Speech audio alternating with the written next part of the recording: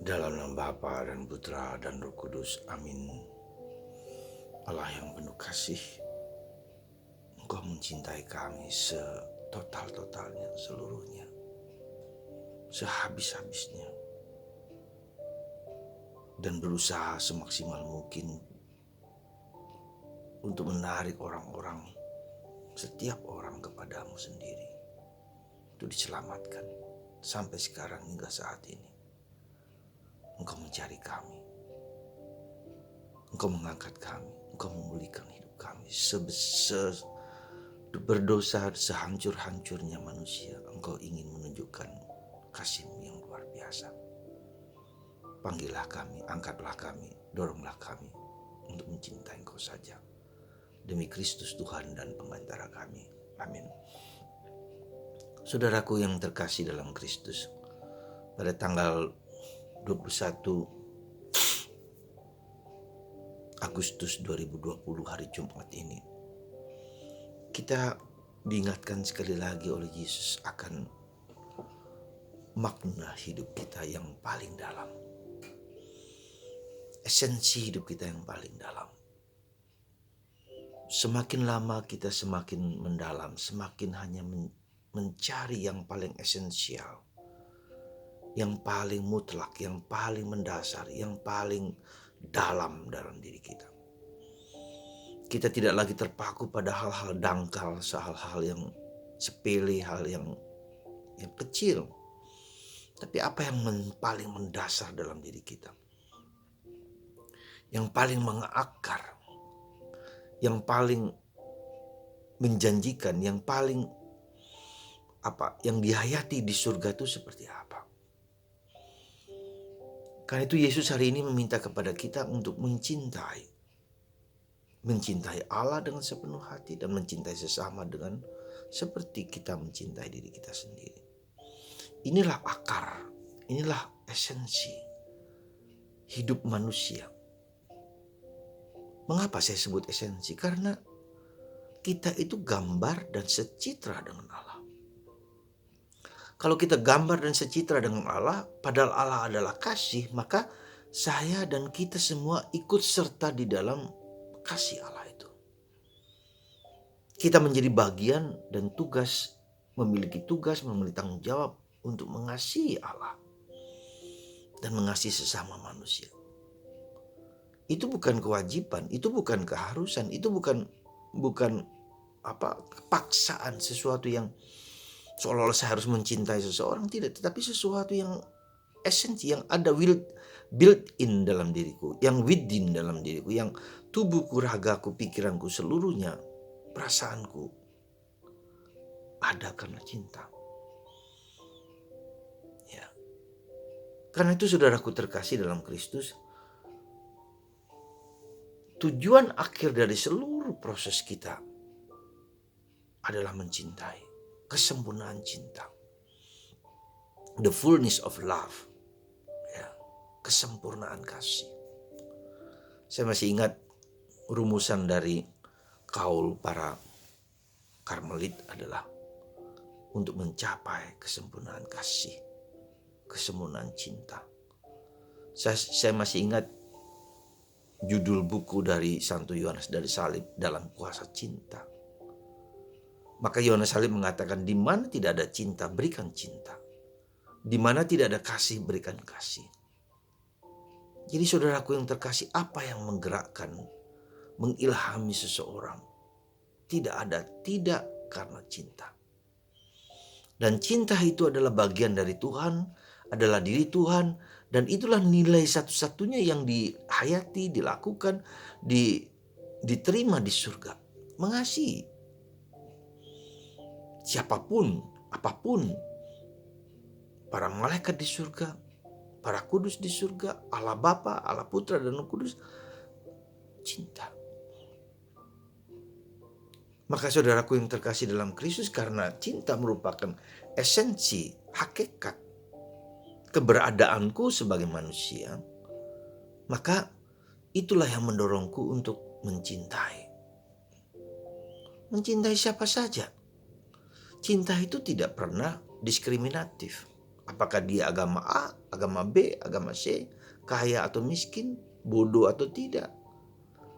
Cinta universal, cinta katolikos.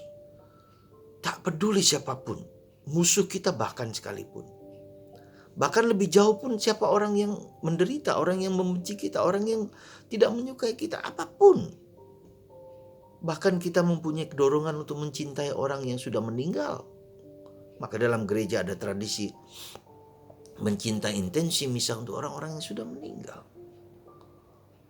Untuk bahkan kalau boleh pun dalam tanda petik, orang dalam neraka pun kalau kita doakan dengan penuh sungguh-sungguh lalu keluar dari neraka merupakan suatu sukacita kegembiraan yang luar biasa. Maka Yesus mengatakan seandainya 101 domba yang hilang sekalipun, carilah. Carilah. Siapa sekarang domba yang hilang dalam hidup kita? Mungkin kita sendiri. Mungkin sekali lagi kita sendiri yang kurang mencintai, yang jauh dari cinta. Tapi lepas dari itu siapa saja, teman-teman kita, siapapun. Maka kerasulan kita adalah kerasulan mencintai. Kerasulan mengasihi, kerasulan di mana tidak ada kasih, di mana orang itu jauh dari Yesus, di mana orang itu nggak peduli dengan Yesus. Kita berdoa untuk orang-orang yang tidak percaya pada Allah. Orang ateis, orang yang komunis dalam tanda petik, orang yang gak peduli dengan Tuhan, atau orang yang tidak percaya pada Yesus. Ya, siapa saja tidak percaya pada Yesus sebagai Allah, sebagai anak Allah, sebagai utusan Allah ke dunia. Kita juga berdoa untuk bayi-bayi yang diaborsi. Kita berdoa supaya karya-karya kerasulan kita dimanapun berhasil dengan baik, bisa masuk dalam hati dan pikiran semua orang. Mengasihi, dan mengasihi. Maka para saudaraku terkasih, hari ini Yesus mengajak kita untuk seperti itu, untuk memasuki hati Allah. Hati Allah hanya ada mencintai. Maka ketika cinta itu mengalir, dia memberikan yang terindah, yang terbaik yang dia berikan kepada kita, Yesus. Berkorban untuk kita. Seperti kita itu sebetulnya diperangkap oleh dosa, tapi kita ditebus diselamatkan supaya kita jangan masuk ke dalam api penyucian, masuk dalam kejahatan, dalam kehancuran. Ditarik dan dia berkorban dan dia mengorbankan diri supaya kita selamat. Seperti itu loh. Saudara, Anda dan saya, kita semua telah diselamatkan, telah ditebus oleh Yesus dengan darah sucinya, dengan hidupnya, dengan seluruh dirinya. Ya. Dia berkorban untukku, untuk saya, untuk semua Anda. Maka mari kita dengan cinta yang sama, supaya kita bisa membagikan kepada orang lain. Ketika kita mengalami kesulitan dalam mencintai, mari kita mohon rahmat supaya kita memiliki hati berkorban untuk mencintai, untuk mengasihi, untuk menyayangi. Ketika tidak ada cinta di mana suami istri, orang tua dan anak, tetangga, mertua, orang tua, ketika tidak ada cinta, cintailah. Semoga nilai ini, nilai ilahi, nilai surgawi ini meresap dalam hati Anda. Bukan dengan kata-kata, bukan dengan omongan, tetapi dengan tindakan, dengan perbuatan. Dan ketika kita terluka karena cinta,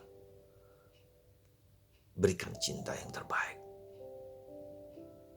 Kita mulai dengan mindset kita, dengan cara pikir kita. Kita mencintai siapapun, terutama orang yang sulit. Dan kita mau berkorban untuk itu bagi orang lain. Hari ini Santo Pius ke-10 kita rayakan. Dia memberikan kepada kita kesadaran bahwa Ekaristi juga untuk anak-anak yang sejak awal diberikan cinta Yesus kepada mereka, supaya mereka juga mencintai Kristus dan mencintai sesama. Semoga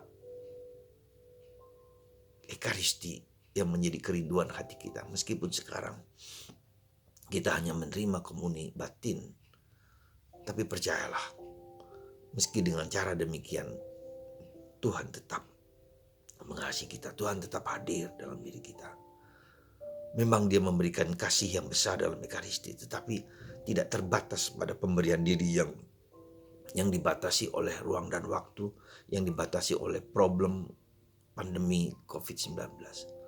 Tuhan mengatasi segala sesuatu, mengatasi ruang dan waktu. Untuk Anda yang ada mendengarkan khotbah renungan saya ini, yakinlah dengan komuni batin sejauh dan sebisa Anda lakukan, Tuhan tetap hadir, tetap berkarya, tetap tinggal di hati Anda yang lemah, berdosa, dan rapuh. Semoga Tuhan memberkati Anda semua yang mendengarkan ini. Mari kita mencintai, menyelamatkan semua orang di dunia ini, tapi juga di dunia yang lain. Maka saya menawarkan kepada Anda sebuah doa Rosario Maria Fatima. Doa untuk pertobatan orang-orang yang tidak mengenal Yesus. Doa untuk orang yang membenci Allah. Doa untuk mereka yang dikorbankan aborsi. Dan doa supaya karya Karmel ke Cina dapat berbuah dengan baik. Yaitu banyak orang yang mencintai Karmel dan menjadi Karmelit. Supaya nanti mereka sendiri yang akan mewartakan Kristus kepada mereka, kepada umat Allah, terutama di Cina dan negara-negara yang lain. Tuhan memberkati Anda. Semoga Allah Bapa memberkati kita semua dengan kasih yang melimpah dan mengalami kasih Allah yang kuat, kuasa. Seperti Santa Teresa kanak-kanak Yesus, aku akan memberikan mawar cinta kepada Anda semua, kepada kita semua, dalam nama Bapa dan Putra dan Roh Kudus. Amin.